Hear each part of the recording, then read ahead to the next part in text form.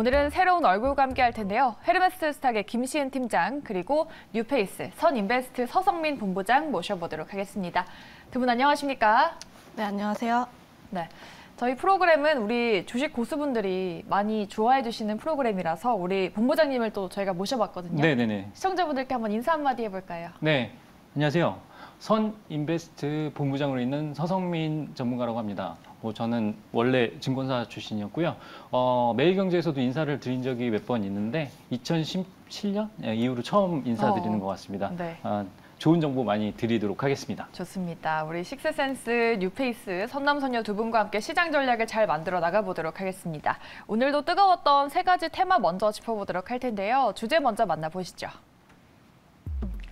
네, 2차 전지 이슈, 정부가 폐배터리를 지원하겠다고 한 부분, 그리고 내일 테슬라 인베스터 데이죠. 이와 함께 들러온 기가팩토리 이슈까지 점검을 해보고 이제 본격적으로 중국 관광객이 유입될 걸로 보이는데 리오프닝주 옥석 가리기 해보도록 하겠습니다.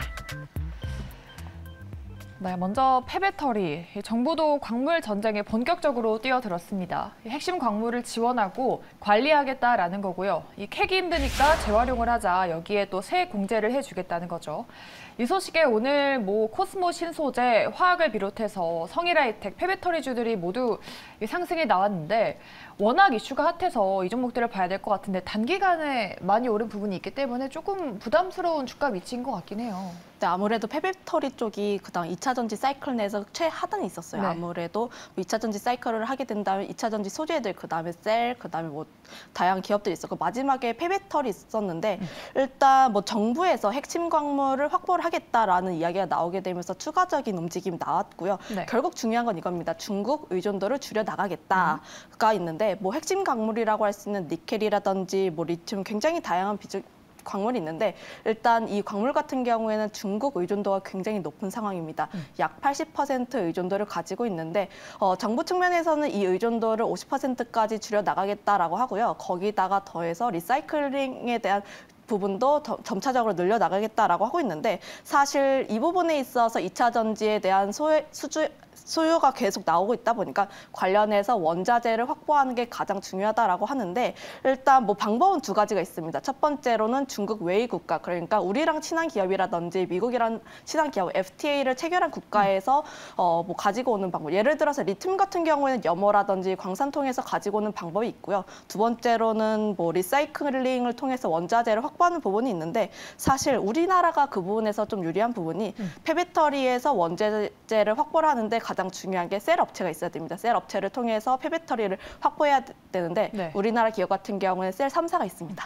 굉장히 유리한 측면이 있고요. 그렇죠. 그리고 두 번째로는 현대 기아차가 있다 보니까 사실상 이 부분에 대해서도 폐배터리를 확보하기가 굉장히 용이하다라고 보여지고 있는데 다만 이런 부분은 좀 일단 현실적으로 봤을 때 굉장히 좋은 이야기지만 폐배터리를 회수하는 데까지는 시간이 좀 오래 걸릴 예정입니다. 지금까지만 하더라도 전기차 시장 침투율 굉장히 얼마 없고요. 특히 국내 같은 경우에 몇 %밖에 안 되고 전 세계적으로 보더라도 전기차 침투율이 약 18%, 20% 넘어가지 않는 부분이다 보니까 사실상 폐배터리를 통해서 원자재를 확보해 나가는 건 중장기적인 사안으로 볼 필요가 있겠다라는 말씀 드려보도록 하겠습니다. 네. 폐배터리는 아직까지는 개화되지 않은 사업이기 때문에 중장기적으로 눈여겨봐야 된다라고 말씀을 하셨습니다. 그리고 지금 유럽판 IRA 핵심 원자재법이 이제 나오게 되었는데요. 앞으로 시행을 하게 되면은 가장 수혜를 볼 종목이 이런 폐배터리 관련주지 않겠습니까? 네네. 그런데 유럽 현지 공장을 갖고 있는 기업이 성일하이텍 정도라고 하던데 네. 성일하이텍이 좀 유일하게 수혜를 좀 많이 볼 기업으로 봐야 될까요? 일단은 실질적인 수혜주로 따질 수 있는 것들이 성일하이텍이라든가 네. 아니면 세비캠 정도밖에 없다라고 네. 여겨지는 부분이 있는데 다른 쪽에서도 폐배터리 관련된 부분을 영위를 하고 있고 에코프로 같은 경우에는 수직 계열화를 통해서 폐배터리 리사이클과 관련된 모든 부분들을 갖추고 있다라는 평가는 받고 있지만 개별 종목으로 봤을 때는 성일하이텍만큼의 기업 가치를 가지고 있는 기업은 없어 보인다라고 말씀을 드릴 수가 있겠고 네. 워낙에 한정적이다 보니까 쏠림 현상이 계속 일어나잖아요. 그쵸? 그래서 투자자들 입장에서는 기다렸다가 그 타이밍을 잡는 부분이 상당히 중요하다라고 여겨지는 부분입니다. 사실은 제가 아까도 말씀드렸지만 네. 성일하이텍 같은 경우는 삼성 삼성 SDI에서 지분을 갖고 있는 유일한 기업이라고 볼 수가 있겠고요. 삼성 SDI에서 그 기업에 대한 지분을 투자했다라는 것 자체가 아까 말씀해 주셨던 네. 셀업체들의 시장 진출에 대한 유리한 점이라고 말씀을 드릴 수가 있겠고, 지금 우리가 포인트로 잡아야 될 부분은 뭐냐면 이 시장을 누가 주도하고 있느냐를 눈여겨봐야 되는데 네. 사실은 셀업체다 아니면 원상체 업체다 이런 데 논란이 많았습니다. 근데 지금 딱 흘러가는 시나리오를 보면 정부 주도로 이런 것들이 이루어지고 있거든요. 그렇기 때문에 성일 하이텍 같은 대기업이 아닌 기업들이 주목을 받을 수 있는, 기술력으로 오로지 주목을 받을 수 있는 그런 환경이다. 우리가 그렇게 생각을 하고 접근을 하면 좋을 것 같습니다. 네. 성일 하이텍이랑 세비캠 정도가 좀 수혜를 받을 것이다 짚어주셨는데 기대감으로 인한 상승이 나왔기 때문에 테마에 대해서는 조금 보수적인 시각이실까요? 일단은 저는 아직 테마성이라고 말씀을 드리기가 뭐한 게 네. 이게 실적으로 이어지는 과정이 있잖아요. 그런데 테마가 실적으로 이어지면 하나의 섹터가 되듯이 네. 폐배터리가 예전에는 테마주였다라고 하면 이제는 하나의 산업군으로서 그쵸. 성장 가능성이 상당히 크다라고 보고 있기 때문에 장기적인 시작에서는 당연히 하나의 산업군으로 보고 접근하는 게 좋다. 다만 2월 달에 좀 많이 오른 부분이 그쵸. 있습니다. 예. 그렇기 때문에 2월 달에는 조금, 이제 3월 달에 조금 조심하되 상반기에는 계속 눈여겨볼 만한 섹터가 아닌가 이렇게 생각을 하고 있습니다. 네. 두 분 다 중장기적으로 좀 산업적으로 성장하는 부분은 좀 눈여겨볼 만하다라고 말씀하셨는데, 그렇다면은 앞서서 뭐 셀 업체들 얘기도 해주셨는데 지금 코스모 화학이라든지 코스모 신소재가 급등하는 부분은 좀 어떻게 저희가 투자 전략을 짜봐야 될까요? 근데 지금 뭐 기대감에 의해서 먼저 땡겨오면서 움직이는 부분이 있는데 아무래도 리사이클 쪽에서 주목을 했던 게 CRMA 그리고 IRA에 대해서 좀 기대를 하는 부분이 있었는데 사실상 이제는 좀 세부 사항에 대해서 좀 확인해 볼 필요가 있겠다라는 말씀 드려보도록 하겠고요. 네. 앞서서 설명했다시피 일단 코스모 화학이라든지 뭐 관련했을 때 추가적인 상승 움직임은 나올 수 있지만 그럼에도 불구하고 굉장히 많이 올랐다는 점 그리고 세부 관련 내용들이 이제 곧 임박했다는 점에 따라서 일단 뭐 수익자이신 분들은 조금씩 차익 실현 조금씩 준비하시는 게 좋지 않을까라는 말씀 드려보도록 하겠고요. 거기다 결국에 리사이클이라든지 관련했을 때 결국 중요한 건 소재 싸움입니다. 그러다 보니까 소재 관련 기업들에 대해서 조금 더 관심 있게 보자라는 말씀 드리겠습니다. 네, 좋습니다. IRA나 CRMA 법안 좀 세부 내용이 나왔을 때 그런 확인을 필요한데 그 앞서서 폐배터리 소재 기업들은 조금 주목해 볼 만하다라는 전략을 짜주신 것 같습니다. 이 폐배터리를 포함하고 있는 2차 전지주들의 또 큰 호재가 된 키워드죠. 바로 테슬라인데요. 저희가 테슬라 관련한 뉴스도 한번 정리해 보도록 하겠습니다. 일단 뭐 기가팩토리 관련해서 이슈도 있고요. 또 오늘 기사가 나왔죠. 정부의 고위 관계자가 비밀리에 또 테슬라 측 관계자를 만났다라고 하던데 사실 작년 11월에 일론 머스크가 한국을 최우선 후보지 중 하나로 고려하고 있다라는 발언을 했을 때는 사실 많은 분들이 머스크의 발언을 좀 많이 믿진 못하겠다라는 말씀을 하셨어요. 정부도 아직까지 뭐 결정된 건 없다라고 하던데 소문에 살아라는 말이 있잖아요. 네네네. 네, 그런 관점에서 접근을 해봐도 될까요? 일단 주가를 보면 그 소문에 의해서 이미 움직였다라고 그쵸. 여겨지는 부분이 네. 있고요. 사실 현실적인 부분을 말씀을 드리면 지금 전문가들의 생각을 종합해서 말씀을 드리면 네. 우리나라에서 유치 가능성은 그렇게 높지 않다라고 여겨지는 부분이 있는 게 지금 인베스터 데이에서 발표될 내용 중에 가장 중요한 골자가 반값 자동차거든요. 반값 네. 전기차예요. 그럼 거기에 관련된 플랫폼을 만들고 생산을 해내는 과정에 있어서 비용적인 측면이 상당히 중요한데 임금을 무시할 수가 없지 않습니까? 기가팩토리를 건설을 한다라고 해도 임금적인 부분을 무시할 수 없는 게 현실입니다. 그렇기 때문에 아무래도 인도네시아라든가 뭐 멕시코라든가 이런 데 건설될 가능성이 크다라고 여겨지는 게 중론이다라고 말씀을 드릴 수가 있겠고요. 지금은 물론 막연한 기대감을 가지는 건 조금 시기상조다라고 말씀을 드릴 수가 있겠지만 지금 2차 전지의 흐름은 우리 증시를 받쳐주는 네. 증시의 지수를 받쳐주는 역할까지 하고 있거든요. 특히나 코스닥 지수 같은 경우에는 뭐 에코프라라든가 에코프로 BM의 주가가 상당히 큰 역할을 하는 부분이 있다 보니까 이런 부분에서 중장기적인 시각 그리고 우리나라 시장을 받쳐준다라는 측면에서 산업군으로서의 2차 전지 산업의 확장 가능성은 계속 열어둬야 되겠지만 지금 인베스터 데이에서 발표될 수 있는 뭐 기가팩토리의 가능성 이런 테마성 이슈에는 조금 관심을 끄시는 게 어떨까 이렇게 생각을 하고 있습니다. 그렇죠. 윤 대통령도 노조 문제가 있다라고 말을 하기도 했죠. 우리 팀장님도 기가팩토리 한국 유치 가능성은 낮다라고 보실까요? 일단 낮다 안 낮다에 대해서는 제가 뭐 판단할 수 있는 부분이 아니라서 네. 사실 뭐 가능성에 대한 문제입니다. 아직 확정된 것도 없고 우리나라에서도 유치를 하기 위해서 굉장히 노력을 하고 있다 보니까 그쵸. 사실상 지금 같은 경우에는 기대감에 의해서 움직이는 부분이 있다라고 보여지고 있고요. 앞서서 설명이 굉장히 잘했다시피 일단 무시할 수 없는 부분이 임금에 대한 부분이다 보니까 네. 사실상 그 부분에 대해서 좀 불리하다라고 보여지고 있지만 그럼에도 불구하고 FTA 체결된 국가가 우리나라밖에 없다 보니까 관련했을 때 가능성은 좀 있다라고 보여지고 있습니다.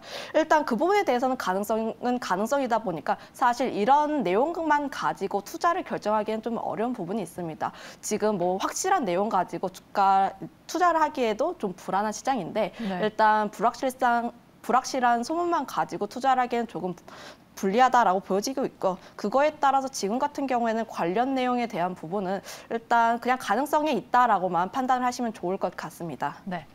말씀하셨다시피 테슬라 마스터 플랜 3 공개가 임박했죠. 내일 공개가 될 텐데 아쉽게도 우리는 뭐 휴장입니다. 내일 어떤 내용을 발표할지 다들 뭐 예측을 하고 있던데 로봇 스타링크 그리고 뭐 기가 팩토리도 포함이 될 텐데 우리가 어떤 부분에 조금 눈여겨보면서 종목을 좀 집중해 보면 좋을까요? 일단은 관련된 부분의 주가는 말씀하셨다시피 네. 우리가 휴장이다 보니까 미리 선반영된 측면이 없지 않아 있다라고 맞아요. 여겨지는 부분이 있고요. 중요한 건 사이버 트럭을 양산할 수 있느냐 없느냐의 문제 그리고 세 가지 정도로 압축을 할 네. 수가 있거든요. 첫 번째는 아까 말씀드렸던 반값 자동차, 전기 자동차 플랫폼. 그다음에 두 번째는 사이버 트럭을 양산할 수 있느냐 없느냐의 문제. 네. 그리고 세 번째는 신규 기가팩토리 관련된 얘기. 뭐 이런 부분을 말씀드릴 수가 있겠고 하나의 큰 주제로 말씀드릴 수 있는 거는 지속 가능한 에너지라고 말씀을 드릴 수가 있겠는데 네. 지속 가능한 에너지와 관련해서는 어차피 전기차 시장의 확대 자체가 지속 가능한 에너지에 있어서 조금 큰 역할을 한다라고 볼 수가 있기 때문에 큰 의미를 두는 것보다는 이 전기차 시장을 확대하기 위해서 테슬라는 모토가 하나 있어요. 좀 값싸게 그리고 양산하는 로봇도 그러했잖아요. 그래서 그러한 부분에 도움을 줄 수 있는 내용이 나와야 되기 때문에 생산 능력이라는 측면에서 상당히 중요한 부분이고 우리나라 시장과 연관을 시키자면 그 시장 자체가 확대된다는 것 자체가 우리 증시에 상당히 긍정적인 영향을 미칠 수가 있다. 왜냐하면 우리나라는 글로벌 셀 3사가 포진해 있지 않습니까? 네. 그래서 그런 부분에서 접근을 한다면 그 자체로서 의미가 있다라고 여겨지는 부분이지 그 중간중간의 내용을 가지고 어떤 종목과 연결시키는 거는 저는 크게 의미가 없다라고 생각을 하고 있습니다. 오늘 뭐 테슬라 관련한 이슈에서 LNF도 테슬라랑 3조 8천억 원의 양극재 공급 계약을 체결했다라고 밝히면서 뭐 한때 거래 정지까지 됐었죠. 오늘 뭐 두 자릿수 급등이 나오기도 했는데 이런 관련주들 말씀하신 대로 주가에 선반영이 된 거면 이제 좀 시세 부분에서는 관련주들이 단기적으로 이제는 좀 상단에 위치해 있다라고 볼 수 있을까요? 일단 LNF는 저는 조금 다르게 봐도 된다라고 보여지고 있는 게 사실 LNF가 양극재 소재 기업 중에서 가장 늦게 출발했어요. 아무래도 뭐 내재화 일단 뭐 그 부분에 대해서 일단 그 이유가 미국 진출을 하지 않았다라는 이유가 있었는데 일단 그 부분에 대해서는 IRA 법안이 좀 나오게 된다면 미국에 대해서 미국 투자를 진행할 것을 보고 있다 보니까 관련 부분에 대해서 불확실성이 좀 해소가 될 수 있다라고 보여지고 있고요. 그동안 셀 기업보다 소재 기업들이 주목을 받았던 이유가 완성차 업체들의 내재화 이슈였는데 사실 LNF로부터 양극재를 공급받겠다라는 이야기는 테슬라가 내재화를 준비를 하고 있다. 사실 내재화에 대한 이슈도 내일 나올 수가 있습니다. 그쵸. 네, 관련해가지고 LNF에 대해서 추가적인 상승이 가능하다 보니까 사실 LNF 같은 경우에는 그동안 빛을 발하지 못했던 모멘텀들이 다시 한번 뛰쳐나올 때가 아닌가 저는 이 시점에서 추가적인 상승이 가능하다. 물론 윗꼬리가 조금 달려있긴 하지만 일단 중장기적인 사안으로 봤을 때도 추가적인 상승이 가능하다라고 보여지고 있고요. 그리고 내일 테슬라의 입에서 어떤 이야기가 나온지에 대해서 조금 더 주목해볼 시점이 아닌가라는 말씀 드리겠습니다. 네, 알겠습니다. 우리 또 본부장님께서 앞서서 테슬라에서 반값 전기차가 나온다라고 말씀을 하셔서 네. 갑자기 궁금해진 건데 네. 그렇다면 우리나라 현대 기아 자동차도 전기차를 잘 만들고 있지 않습니까? 네, 맞습니다. 유럽이랑 미국에서도 점유율을 높여가고 있는데 테슬라가 반값 전기차를 내놓는다면 현기차에게도 조금은 영향이 있을까요? 네, 아무래도 가격 경쟁력이라는 측면이 상당히 중요하기 때문에 그렇죠. 테슬라의 그 자동차의 출시 가격이 낮아진다라는 건 완성차 업체에는 조금 악재가 될 수 있는 가능성이 있습니다. 기존의 IRA라든가 CRMA 관련해서 네. 완성차 업체들이 약세를 보였던 이유 중에 하나가 그 경쟁력적인 측면이 상당히 컸던 맞아요. 부분이거든요. 그래서 일단 테슬라가 그런 전략으로 간다라고 했을 때는 완성차 업체들은 조금 긴장을 해야 되는 부분이 있다. 다만 현대차 같은 경우에는 네. 또 다른 부분에 집중을 하고 있는 차원이 있잖아요. 그래서 일단 로봇 산업이라든가 이런 데 또 다른 성장 돌파구를 만들고 있기 때문에 오히려 자율주행이라든가 이런 측면에 더 집중을 할 것 같다라는 생각을 하고 있습니다. 알겠습니다. 오늘 뭐 LNF 같은 2차 전지주 없는 분들은 조금 소외감을 느끼셨을 것 같은데 전략을 짜봤으니까 참고하셔서 2차 전지에 대한 대응 방안을 만들어 나가셨으면 좋겠습니다. 저희 마지막은 오랜만에 들려오는 중국 관광객 유입 이슈 체크해 보도록 하겠습니다. 큰 손이 들어온다고 하죠. 200만 중국 관광객이 본격적으로 유입된다라고 하던데 우리나라를 방문할 때 소비하는 지출액이 미국인과 일본인보다 훨씬 높다고 하더라고요. 큰 손이라고 정말 불릴 만한데 그렇다면은 리오프닝주에 지금이라도 관심을 두어야 할까요? 네, 전 둬야 된다라고 생각을 하고 있습니다. 네. 리오프닝 섹터 같은 경우를 봤을 때 작년 하반기 시장을 굉장히 주도를 했다가 1월에 중국 간의 노이즈, 양측 간의 힘겨루기가 나오게 되면서 주춤하는 면이 있었는데 일단 그 부분에 있어서 가장 먼저 시발점이 됐던 부분이 중국인들의 확진자 수가 굉장히 많아지다 보니까 관련했을 때 PCR을 의무화하겠다가 시작이었습니다. 일단 그 부분에 대해서 내일부터 해제가 될 것으로 예정되어 있다 보니까 관련했을 때 그 후속 뉴스로 기대할 수 있는 부분이 중국인들의 한국 단체 관광 허용에 대한 이야기다 보니까 관련 부분에 대한 이야기는 계속 나올 것으로 보여지고 있고요. 그거에 따라서 지금 같은 경우에도 지금 롯데관광개발이라든지 뭐 다른 여타 리오프닝 섹터 같은 경우는 눌려있다가 지금 다시 한번 상승하는 초입 구간이다 보니까 아직까지 접근 가능하다라고 보여지고 있는데 일단 리오프닝 섹터 중에서도 실적이 가시화되고 있는 기업 굉장히 많습니다. 대표적으로 카지노 섹터라고 할 수가 있겠는데 카지노 섹터 같은 경우에는 4분기 실적 굉장히 많이 좋아지고 있는 측면이 있다 보니까 우선적으로 보시면 좋을 섹터가 카지노 섹터, 그다음에 뭐 면세라든지 미용 의료 쪽이라고 보여지고 있는데 일단 뭐 세계 전반적으로 다 괜찮다라고 말씀드려보도록 하겠지만 그럼에도 불구하고 가장 먼저 저는 롯데 관광 개발을 최선호주로 보고 있는데 일단 그 이유가 롯데 관광 개발 쪽에서는 중국인 매출 비중이 좀 높습니다. 기존에 사실 카지노 섹터를 봤을 때 네. 중국인들의 매출 비중이 높아 일본인들의 매출 비중이 높아 좀 나눠지는 부분이 있었거든요. 사실 파라다이스 같은 경우도 봤을 때 작년 하반기에 강한 상승세를 이끌었던 요인이 일본 VIP 비율이 굉장히 높았기 때문이라고 보여지고 있는데 일단 그 부분에 있어서 롯데관광개발 같은 경우에는 중국인 관광객들이 다시 돌아오게 되면서 실적적인 측면도 다시 좋아질 것으로 전망을 하고 있고요. 4분기 실적도 영업손실 축소되고 있는 부분이 있는데 사실 그 부분에 있어서는 중국 외의 관광객들, 일본이라든지 싱가포르 관광객들이 많이 돌아오게 되면서 실적이 메워지고 있었습니다. 그런데 중국인 관광객들이 돌아오게 된다면 관련했을 때 실적 측면은 굉장히 가시화될 것으로 전망하고 있고 특히 경영진들이 그 마카오 쪽에 있었다 보니까 관련했을 때 모객에 대해서도 굉장히 잘할 것으로 전망하고 있다 보니까 관련 부분에 대한 기대감 굉장히 좋다라는 말씀 드리겠습니다. 네. 카지노 면세 관련주 관심 가져보자. 그 안에서 중국인 VIP 비중이 높은 롯데 관광개발을 주목해보자라고 말씀하셨습니다. 정말 리오프닝 안에 섹터가 많아요. 네. 화장품이나 말씀하신 카지노, 엔터, 면세, 항공 정말 많은데 너무나 많은 종목들 안에서 지금 좀 매수 적기인 종목을 골라내야 될 것 같거든요. 네, 맞습니다. 어떤 부분을 좀 눈여겨볼까요? 일단은 아까 말씀하셨던 카지노 관련 부분도 저는 좋게 보고 있는 게 맞고요. 네. 사실 화장품 얘기는 상당히 많이 줄어들었잖아요. 그 이유가 뭐냐면 중국이 이제 내수 시장을 확대를 하면서 화장품 상품에 대한 경쟁력이 상당히 올라간 부분입니다. 그래서 굳이 한국 제품을 이용하지 않아도 되는 상황이기 때문에 리오프닝 관련해서 뭐 화장품 관련 섹터의 움직임은 상당히 제한적이다라고 보여지는 부분이 있고요. 이제는 뭐 아까 말씀하셨던 카지노라든가 아니면 면세점 관련해서는 어쨌든 20만 명이 들어오던 게 200만 명이 들어오게 되면 그만큼 양적인 성장이 있을 수밖에 없거든요. 거기에 관련된 부분을 주목할 필요가 있겠다라고 말씀을 드릴 수가 있겠고 저는 그 카지노 관련주 중에서 가장 수급적으로 안정적인 흐름을 보이고 있는 GKL을 좋게 보고 있습니다. 네. 우리가 투자 판단을 할 때 요새 같은 경우에는 예전에는 뭐 눌림목 공략이라든가 이런 부분이 상당히 되게 좋게 여겨졌다라고 한다면 요새는 가는 말에 올라타는 올라타자. 그런 투자 전략이 훨씬 더 맞거든요. 그 이유가 뭐냐면 유동성이 제한된 측면이 분명히 있기 때문입니다. 유동성이 제한됐을 때는 쏠리는 쪽으로 쏠릴 수밖에 없습니다. 그래서 눌림목을 공략을 하더라도 가던 추세가 꺾이지 않은 종목의 눌림목을 공략하는 게 좋겠다라는 관점에서 GK 같은 종목 관심권에 놓고 보시면 좋겠다 말씀을 드리도록 하겠습니다. 네, 우리 본부장님도 카지노 섹터를 보고 계시고 종목은 GKL로 짚어주셨습니다. 롯데관광개발 그리고 GKL 눈여겨보도록 하겠습니다. 자, 이렇게 오늘 세 가지 섹터 테마에 대한 투자 전략 짜봤고요. 오늘 이슈가 있었던 종목들도 목요일에 어떻게 될지 저희가 주가 전망 들어보도록 하겠습니다. 네, 시장이 핫한 세 가지 테마죠. 메타버스, 웹툰, 그리고 AI 테마주 안에서 제일 좀 큰 상승을 보였던 세 가지 종목들 위주로 체크를 해보도록 하겠습니다. 네, 선익시스템은 저희가 지난주 금요일 이 코너에서 예스 의견을 드렸고요. 그 이후로 어제 오늘 이틀 연속 상승을 이어가고 있습니다.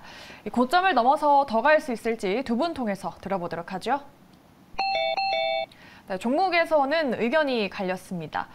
오늘 뭐 자이언트 스텝이나 코세스 같이 다른 메타버스 종목들도 올랐지만 선익이 좀 제일 강했던 것 같습니다.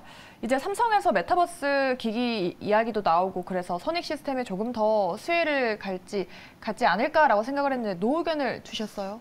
근데 사실 신규 접근에 있어서 X 의견을 드린 거고 네. 추가적인 상승 부분이 있습니다. 그동안 제가 뭐 엑셀이라든지 메타버스 이야기를 가지고 나올 때 가장 먼저 언급을 드렸던 종목이 선익 시스템이다. 그쵸. 선익 시스템 계속 관심 있게 봐야 한다라는 말씀 드렸는데요.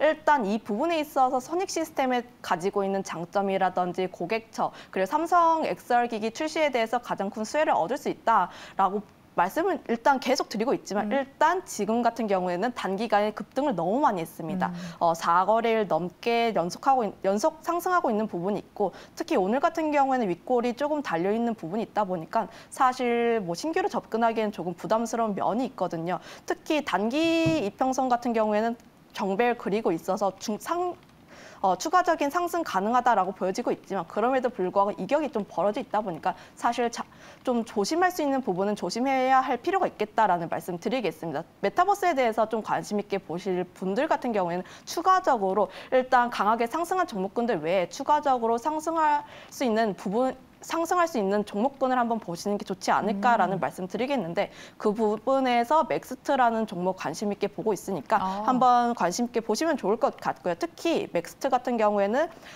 정배열에서 역배열에서 정배열 초입 구간이 있다 보니까 관련 부분 했을 때 추가적인 상승이 가능하다라는 말씀 드리겠습니다. 네, 그렇죠. 그동안 꾸준히 메타버스 안에서 선익 시스템을 보자라고 말씀해 주셨고 또 지금은 뭐 4일 동안 급등해서 조금 부담스러운 부분이 있다라고 말씀하셨는데 우리 본부장님은 이런 단기 급등에도 불구하고 예스를 주셨어요. 네, 뭐 수혜를 받는다라고 해서 지금 당장 사야 된다라는 관점은 아니잖아요. 근데 추가적인 상승세는 열려 있을 것이다라고 예상되는 부분이 네. 있고요. 그 이유에 대해서 간략하게 말씀을 드리면 일단 XR 기기 시장에 관련된 부분을 우리가 눈여겨보지 않을 수가 없겠죠. 그러면 이제 XR 기기 관련된 시장만 딱 보더라도 XR 기기가 예를 들어서 2022년도에 1,800만 대가 팔렸다고 합니다. 그러면은 2023년도에 예상되는 시장 규모는 3,500만 대, 그리고 2030년도에는 10억 대.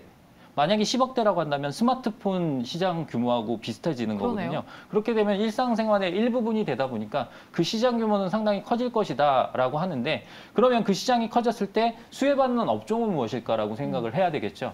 우리가 생각했을 때 XR기기라고 했을 때 가장 중요한 부분이 디스플레이입니다. 그럼 디스플레이를 확장시켜야 되는데 지금의 LCD에서 OLED로 간다라고 했을 때 소형 OLED가 상당히 중요하겠죠. 그럼 소형 OLED에서 필수적인 것이 증착이라고 할 수가 있겠는데 소형 OLED 증착기 관련해서 시장 마켓 셰어를 1위를 차지하고 있는 기업이 바로 선익 시스템이다 보니까 아무래도 시장에 주목을 받을 수밖에 없다 이렇게 설명을 드릴 수가 있겠고요. 네. 그 시장 규모에 대한 기대감만으로도 충분히 올라갈 수 있다.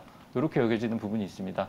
예전에 메타버스 쪽에서 난리가 났었을 때 34,500원 정도까지 올라갔었는데요. 34,450원까지 올라갔었는데 그 고점까지 다시 도전할 수 있는 그러한 시장 분위기는 형성돼 있다라고 말씀을 드릴 수가 있겠는 게 왜냐하면 우리가 이쪽 메타버스 관련해서는 성장 섹터다라고 해가지고 조금 이 밸류에이션 관련된 오버밸류에이션 관련된 측면에서 거품이 빠진 측면이 있잖아요. 금리 인상을 세게 하면서. 근데 그런 부분들을 딛고 일어서는 모습을 보여주고 있고 지금 숫자로 찍히는 게 올해는 또 놀라운 실적 개선을 보일 걸로 보이기 때문에 이런 부분을 감안했을 때 선익 시스템은 두고 볼 만한 종목이다. 이렇게 말씀을 드리도록 하겠습니다. 네. 기대감을 먹고 사는 메타버스 종목이기 때문에 선익 시스템 아직도 상승 여력이 남아있다라고 해주셨습니다. 우리 팀장님은 대안으로 맥스트 말씀해 주셨어요. 이렇게 두 분의 다양한 의견 드려봤고요. 두 번째로는 오늘 웹툰주 하나 봐야겠죠. 미스터 블루입니다. 이 만화진흥법 개정안이 국회 본회의를 통과했다고 합니다. 웹툰주 안에서 미스터 블루가 가장 큰 상승을 보였는데요. 내일도 상승 이어갈 수 있을지 두 분의 의견 통해서 보도록 하겠습니다. 네, 미스터 블루는 두 분 다 노로 일치가 됐습니다. 앞서서 저희가 뭐 K-뷰티 이런 K-리오프닝이 좀 전 세계 1위다 그런 말도 했는데 K-웹툰도 글로벌 1위지 않습니까? 네, 맞습니다. 근데 웹툰이 글로벌 1위긴 한데 그 웹툰 시장 자체가 네. 총 만화 시장 대비해서 규모가 워낙 작다 보니까 그리고 웹툰 시장의 시작은 네. 끼어 팔기 상품이었어요. 약간 브릿지 상품이어서 뭐냐면 네이버라는 그러한 플랫폼에 구독자들을 가둬두기 위한 그러한 미끼 상품이었기 때문에 네. 이제서야 웹툰의 가치가 부각되기 시작한 시점이잖아요. 그 매개체가 된 게 IP거든요. 네. 지적재산권을 활용을 해서 미디어에 관련된 수익성을 고부가가치를 만들어낸다라는 측면에서 웹툰 시장이 주목을 받고 있는 거고 네. 네이버라든가 카카오가 거기에 지금 되게 경쟁적으로 뛰어든 부분이 있지 않습니까? 그래서 그런 부분을 생각해야 돼서 사실 우리나라 시장의 규모는 작지만 이 웹툰 산업에 대한 전망성은 상당히 있다라고 보시면 될 것 같습니다. 네. 앞으로 시장 성장성이 기대는 되지만 그렇다면 네이버랑 카카오도 플랫폼으로 수익을 올리면서 동반 성장을 하고 있어요. 뭐 오늘도 강보합을 그렸는데 SM도 카카오랑 웹툰 협력을 하겠다라는 말도 나오면서 뭐 하이브랑 네이버 동맹에 맞서는 새로운 동맹이 형성되지 않겠냐 그런 기대감도 나오던데 이 플랫폼을 가진 대형주를 그렇다면은 대안으로 좀 봐야 될까요? 일단 웹툰 쪽에서는 웹툰만 보시는 게 좋을 것 같고요. 네. 사실 오늘 이슈는 단기 수급 쏠림에 의해서 좀 움직이는 부분이 있다라고 보시면 좋을 것 같아요. 사실 그 만화진흥법 개정이 시장이라든지 뭐 기업의 실적에 도움되는 것은 아니다 보니까 사실 단기적으로 보시는 게 좋지 않을까라는 말씀 드려보도록 하겠고요.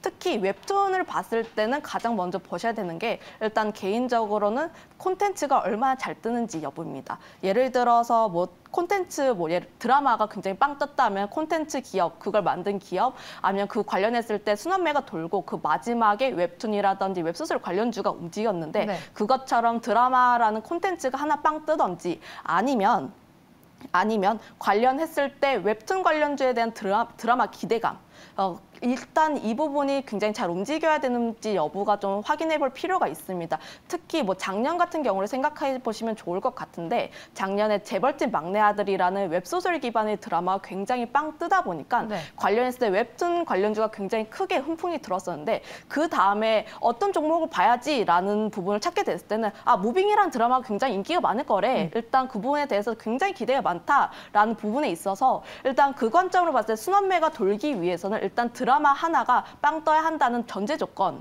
필요하다는 말씀 드려보도록 하겠고요. 일단 올해 같은 경우에 뭐 웹툰이라든지 웹소설 기반의 콘텐츠가 흥행될 것이다라고 기대되는 부분은 일단 나 혼자만 레벨업이라는 게임이 있고요. 그리고 드라마에서는 이두나 아니면 무빙 그리고 개인적으로는 마스크걸 같은 드라마가 좀 기대되다 보니까 사실 이런 드라마가 흥행되는지 여부에 따라서 주가의 추가적인 상승이 가능하다라는 말씀 드려보도록 하겠습니다. 네. 앞으로 웹툰 시장 성장성은 기대되지만 오늘의 상승은 이슈가 나오면서 수급 쏠림에 의한 급등한 부분이 있다라고 말씀을 주셨습니다. 이렇게 오늘 두 분의 에이스분들과 함께 오늘 시장 점검 그리고 핫한 이슈 모두 파헤쳐봤고요. 오늘 함께하셨던 분들은 헤르메스 스탁의 김시은 팀장 그리고 선인베스트 서성민 본부장과 함께했습니다. 두 분 오늘 말씀 고맙습니다.